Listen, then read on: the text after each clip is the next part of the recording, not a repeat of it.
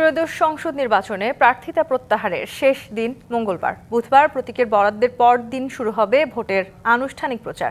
EC বলছে তাদের ওপর কোনো চাপে নেই, বিভিন্ন দলের অভিযোগ খতিয়ে দেখছে কমিশন। এদিকে ইসির আশ্বাসে 3 দাবিতে নির্বাচন ভবনের সামনে 2 দিন ধরে চলা অবস্থান কর্মসূচি স্থগিত করছে ছাত্রদল।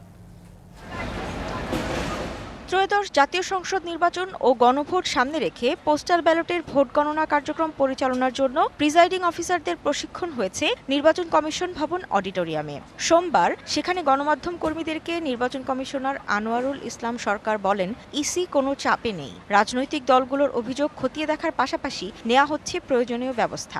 তাদের বক্তব্য তাদের স্ব পক্ষে যেভাবে রেখেছেন, ভোটের মাঠেও তারা সেইভাবে কে কাকে হারাতে পারবে, কে কিভাবে জিতবে, সেজন্য জনগণের কাছে যাবে, ভোটারদের কাছে যাবে। এতে করে একটা সুন্দর নির্বাচন হবে বলে নির্বাচন কমিশন মনে করে। এদিন প্রধান নির্বাচন কমিশনার এএমএম নাসির উদ্দিনের সঙ্গে বৈঠক করেন পুলিশ আইজিপি বাহারুল আলম। আলোচনা হয় নির্বাচন ঘিরে আইনশৃঙ্খলা পরিস্থিতি নিয়ে। সানবিট সব দিবে সামাল। সানবিট ম্যাজিক প্রেস ডিশওয়াশিং এর মাথা ঘোরানো সলিউশন। এদিকে 3 দাবিতে সোমবারও নির্বাচন কমিশনের সামনে সড়ক অবরোধ করে বিক্ষোভ করেন ছাত্রদলের নেতাকর্মীরা। নির্বাচন কমিশন একটা দলকে সুবিধা দিতে তারা ইচ্ছাকৃতভাবে পোস্টাল ব্যালটে তাদের প্রতীকটা সবার সামনে রেখেছে। একটাই দাবি যে সুষ্ঠু একটা নির্বাচন উপহার দেওয়ার। দাবি আদায় না হওয়া পর্যন্ত আমরা এখানে অবস্থান অবশ্যই করব। সন্ধ্যায় এ নিয়ে কথা বলেন নির্বাচন কমিশনের অতিরিক্ত সচিব KM আলী নওয়াজ।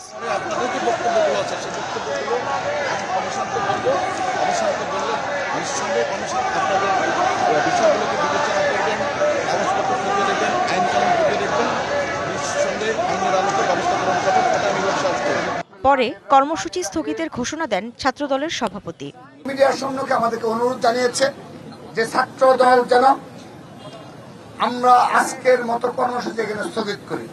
সেজন্য আমরা ছাত্রদল কেন্দ্রীয় সংসদ পরবর্তীতে আমরা আলোচনার ভিত্তিতে সিদ্ধান্ত নিয়েছি, আমরা সাময়িকভাবে আমাদের এই কর্মসূচি এখানে সমাপ্তি ঘোষণা করছি। পোস্টাল ব্যালটে পক্ষপাতিত্ব, একটি দলকে সুবিধা দেয়া ও সাকসু নির্বাচন নিয়ে বিতর্কিত প্রজ্ঞাপন জারি করার প্রতিবাদে রবিবার এ কর্মসূচি শুরু করে ছাত্রদল।